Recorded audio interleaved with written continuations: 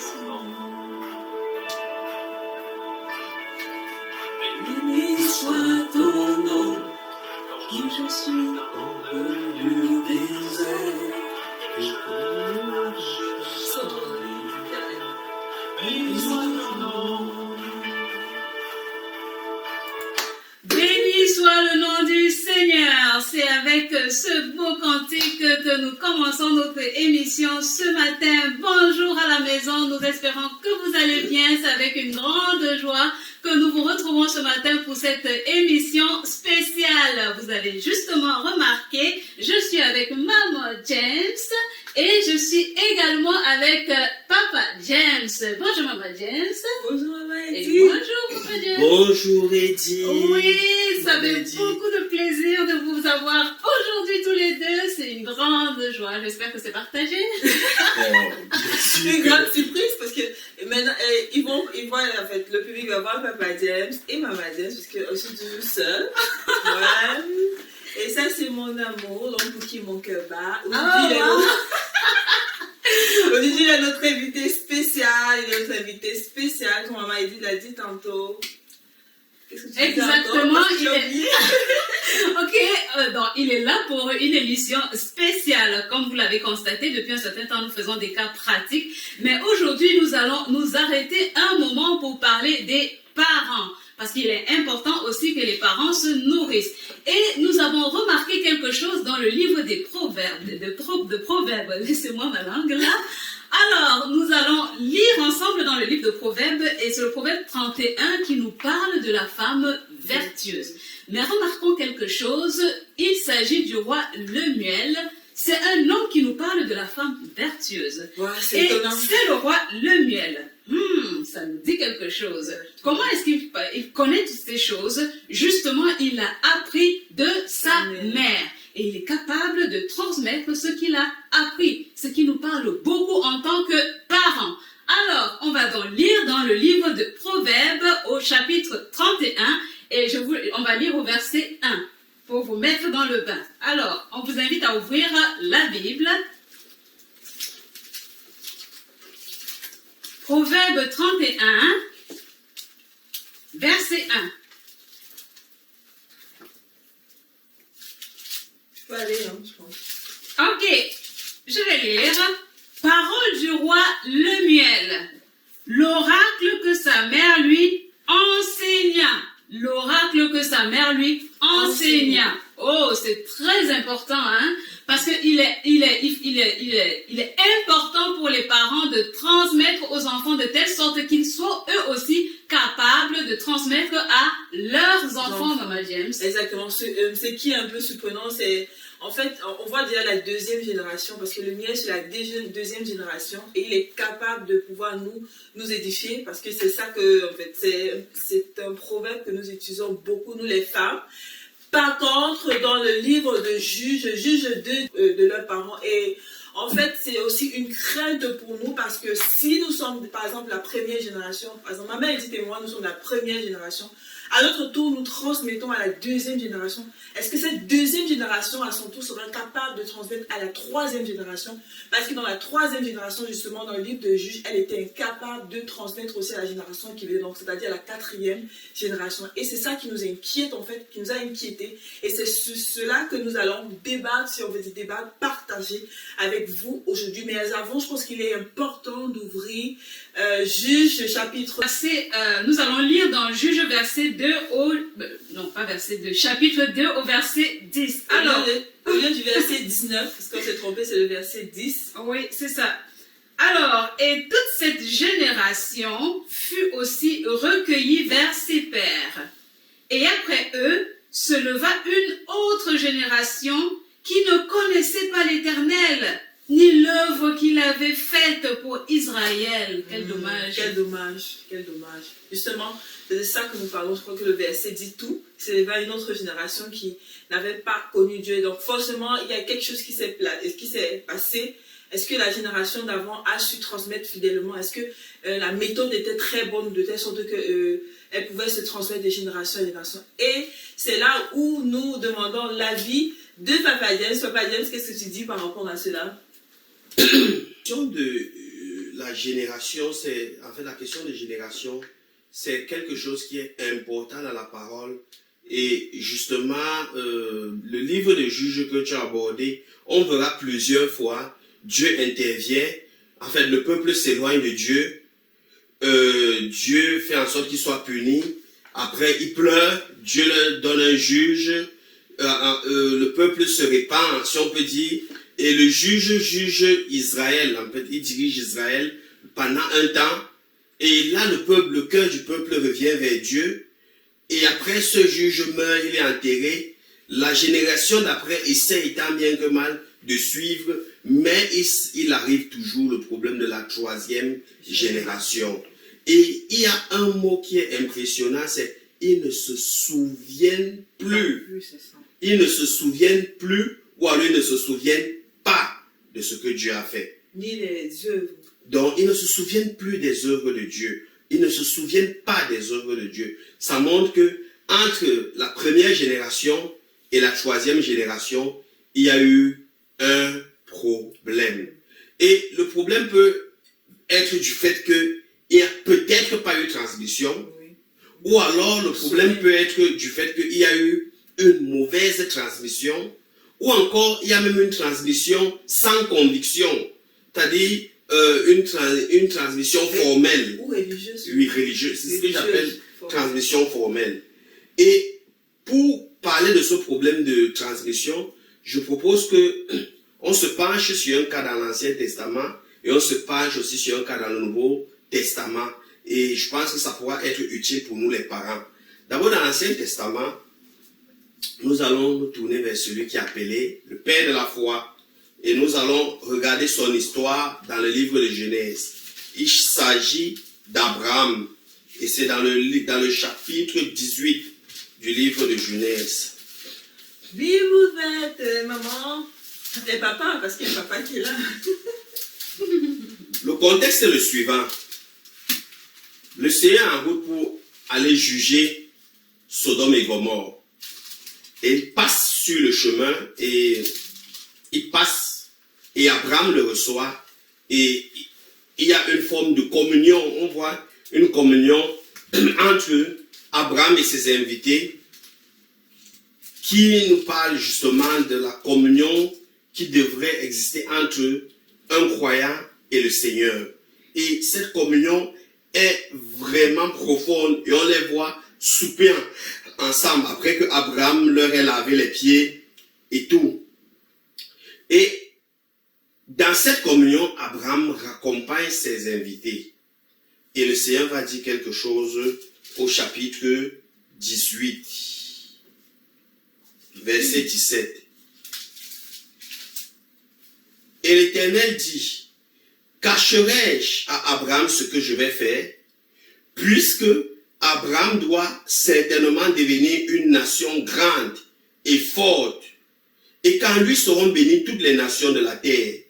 Car je le connais, et je sais qu'il commandera à ses fils, et à sa maison après lui, de garder la voie de l'Éternel pour pratiquer ce qui est juste et droit, afin que l'Éternel fasse venir sur Abraham ce qu'il a promis à son égard. C'est Dieu qui le dit. Il dit, voilà Dieu qui s'apprête à ouvrir son cœur à Abraham, à présenter le contenu de son cœur en rapport avec un jugement qu'il va exercer contre deux villes. La raison, ce n'est pas que Abraham prie beaucoup, encore que c'est pas une mauvaise chose de beaucoup prier. La raison, ce n'est pas que Abraham évangélise beaucoup, encore que ce n'est pas une mauvaise chose de beaucoup évangéliser. La raison, ce n'est pas que Abraham accueille beaucoup de gens chez lui, encore que c'est une très bonne chose d'être hospitalier. Mais la raison pour laquelle Dieu ouvre son cœur à Abraham, c'est en rapport avec ses enfants et en rapport avec sa maison. Et lorsqu'on parle de sa maison, c'est vraiment sa maison dans son entièreté. C'est sa famille, c'est-à-dire ses enfants, ses petits-enfants et au-delà. Et qu'est-ce que Dieu dit? Je voudrais insister sur la deuxième partie qui est à partir du verset 9. Car je le connais. Verset 19, pardon. Car je le connais et je sais qu'il. Le mot qui est utilisé n'est pas un mot qu'il dira ou il proposera ou il conseillera. Non, il commandera. Il commandera à ses fils et à sa maison après lui de garder la voie de l'Éternel pour pratiquer ce qui est juste et droit afin que l'Éternel fasse venir sur Abraham ce qu'il a promis. Il commandera. Et dans commandement, il y a le volet transmission d'informations, mais il y a le volet fermeté. Il y a la discipline qui revient. Et vous voyez donc que Dieu connaît Abraham. Ce n'est pas Dieu qui dit à Abraham, fais-le. Mais Dieu dit, je connais Abraham et je sais qu'il va le faire. Pourquoi? Abraham avait goûté, si on peut dire, que le Seigneur est bon. Pour paraphraser un passage du Nouveau Testament, si toutefois vous avez goûté que le Seigneur est bon. Abraham avait goûté que le Seigneur était bon. Et il a su que le Seigneur est bon pour son âme. Et Dieu savait que Abraham ayant goûté cela, il allait donner des instructions fermes quant à sa maison. Et on va voir Abraham cheminer, on va voir, il aura peut-être des manquements et tout. Ce n'est pas le but. Comme tout homme, il a eu des manquements. Exactement. Mais qu'est-ce qui va se passer par la suite? On va voir un de ses descendants. Dans le même livre de Genèse, on voit Isaac, Genèse chapitre 26. Ok. Genèse chapitre 26, verset 17. Et il y a une nuance particulière dans cette portion qu'on va lire. Et je vais revenir dessus. Alors, on vous invite à ouvrir la parole. Hein. Ne nous laissez pas lire tout seul. Il faut lire avec nous. Donc, ouvrez vos Bibles pour lire ensemble. Hein, parce qu'il faut examiner pour voir si ce que nous disons ici est ce qui est effectivement écrit. Genèse chapitre 26, à partir du verset 17, il est dit, et Isaac partit de là, c'est-à-dire après qu'il était rejeté de chez Abimelech, ça c'est le haut, et Isaac partit de là et campa dans la vallée de Guédar et y habita. Et Isaac recreusa les puits d'eau qu'on avait creusés au jour d'Abraham son père et que les Philistins avaient bouchés après la mort d'Abraham. Et il leur donna des noms selon les noms que son père leur avait donnés. Et les serviteurs d'Isaac creusèrent dans la vallée et ils y trouvèrent un puits d'eau vive. Et les bergers de Guégar contestèrent avec les bergers d'Isaac, disant, l'eau est à nous. Et il appela le nom de ce lieu, de ce puits Ézek, parce qu'il était disputé avec lui. Et ils creusèrent un autre puits, et ils contestèrent aussi pour celui-là. Et il appela son nom Sigma. Et il se transporta de là et creusa un autre puits. Et il ne contestait pas celui-là. Il appela son nom Rehoboth, parce que, dit-il, l'Éternel nous a maintenant donné de l'espace et nous fructifierons dans le pays. On voit 3 puits qui sont creusés. Mais il faut noter une chose. Pour le premier, on n'a pas dit qu'il creusa. Mais on a dit, il recreusa. Mais avant, qu'est-ce que les Philistins ont fait? À la mort d'Abraham, ils ont bouché les puits. Et l'ennemi agit toujours à la mort de la première génération. L'ennemi agit toujours. Ils n'ont pas bouché ça du vivant d'Abraham, mais ils ont attendu que Abraham meure.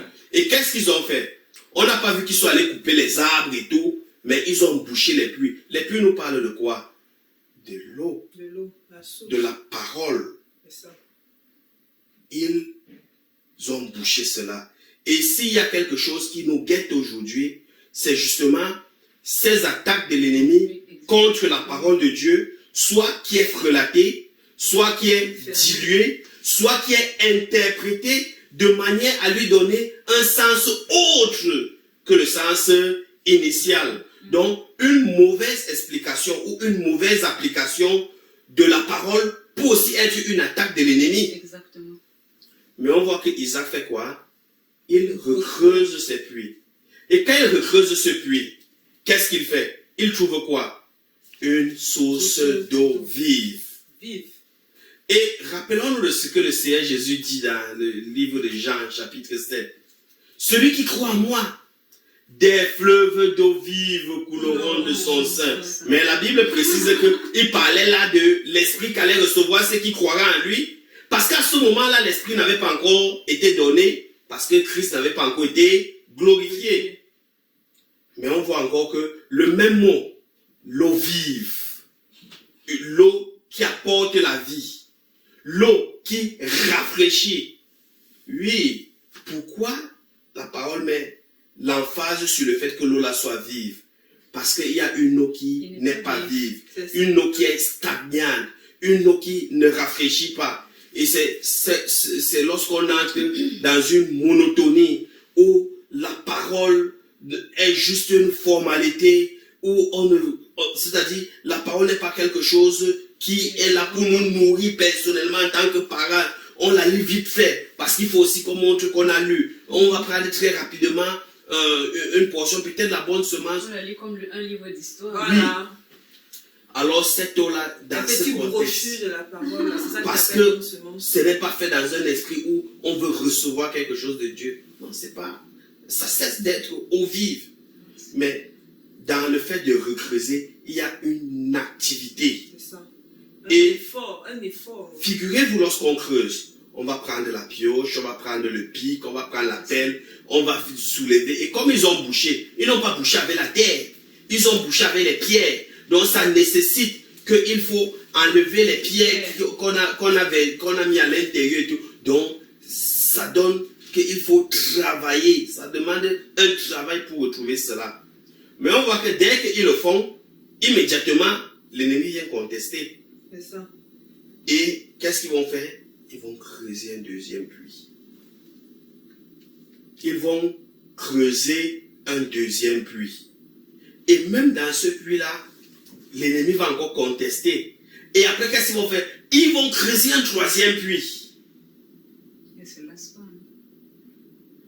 Ils partent de ce que Abraham a laissé. Et il va faire quelque chose de plus. Il prend ce qu'Abraham lui a donné et il ajoute quelque chose de plus. Son fils, à lui, n'allait plus venir trouver un seul puits à cet endroit. Il allait trouver un puits, plus deux autres puits. Et quand il part dans ce qu'il a pris en plus, quelle est la conclusion?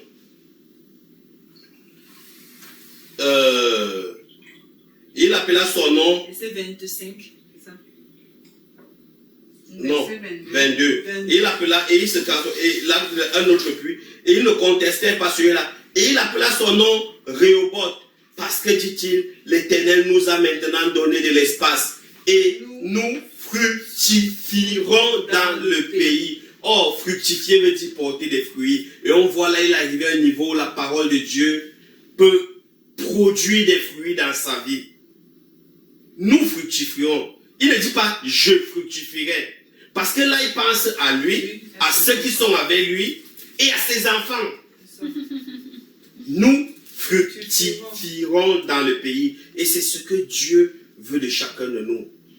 Comme pour utiliser une expression simple, Dieu ne veut pas uniquement qu'on se contente de réchauffer la nourriture. Mais il veut qu'on aille aussi chercher quelque chose de plus. Mais la base est là. On part de ce qu'on a trouvé. Et on va en profondeur. On s'étend davantage. Et plus loin, lorsqu'on arrive dans le Nouveau Testament, dans Jean, on va voir le Seigneur Jésus qui va discuter avec la femme samaritaine. Et elle va poser une question au Seigneur Jésus. Es-tu plus grand que notre père qui?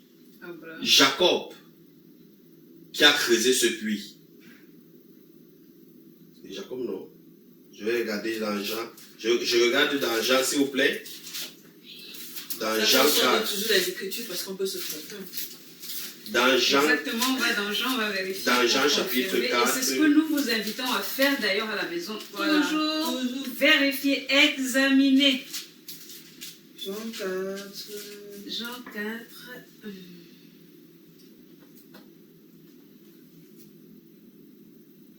Verset Ah. 5. non, verset 12. Es-tu plus grand que notre père Jacob, Ok. qui a creusé ce puits? Donc, on voit, c'est vrai que l'histoire des Samaritains en rapport avec ce puits, ou l'histoire des Samaritains avec Jacob qu'ils appellent père, c'est tout un sujet qui mérite d'être traité à part. Mais ce que je veux faire remarquer ici, c'est qu'on parle d'un puits qui est creusé, et le nom qui est associé à ce puits, c'est le nom de Jacob. Or, Jacob n'est rien d'autre que le fils d'Isaac. Donc, sur 3 éléments, on voit Abraham qui a creusé des puits. Plus loin, on voit Isaac qui creuse le puits. Et qui creuse d'autres puits. Et plus loin, on tombe sur un puits qui est creusé par Jacob. Qui est la 3e génération. Et dans le Nouveau Testament, les 3 sont appelés les pères de la foi, qui vivaient sur la terre de la promesse comme sur une terre étrangère. Et sur cette terre de la promesse où ils vivaient comme sur une terre étrangère, qu'est-ce qui les caractérisait? L'autel, la tente et le puits. Oh là là. L'autel pouvait parler du caractère d'adorateur qu'ils avaient sur la terre. Ils sont des adorateurs. Nous avons été appelés à adorer, à louer le Seigneur par nos vies, par nos actes, par tout ce que nous faisons. Nos vies entières doivent être consacrées à adorer le Seigneur. La tente parle du caractère d'étranger, de forain, de voyageur. Et on dit qu'ils ont vécu sur la terre de la promesse comme sur une terre étrangère, habitant sous des tentes. Pourquoi? Parce qu'ils avaient en vue quelque chose de meilleur. Ça, c'est Hébreu 11 qui nous parlait de ça. Ils avaient en vue quelque chose de meilleur.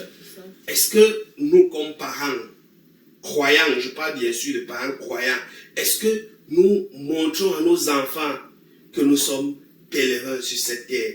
Est-ce qu'ils voient dans notre manière de vivre que nous sommes des étrangers qui passons? Ou alors est-ce que nous nous comportons comme plutôt des gens qui veulent prendre possession de cette terre en oubliant la céleste patrie qu'il y a devant nous? Et le 3e élément, c'est le puits. Le puits qui leur donnait de l'eau, le puits qui nous parle de la parole. Et la parole est la base de tout. L'eau, source de vie. Oui, c'est la parole qui va nous montrer comment adorer. C'est la parole qui va nous montrer comment vivre comme étranger. C'est la parole qui va régler nos voies, notre comportement vis-à-vis de ce monde. Qu'est-ce que nous pouvons montrer faire? la pensée de Dieu, c'est ça.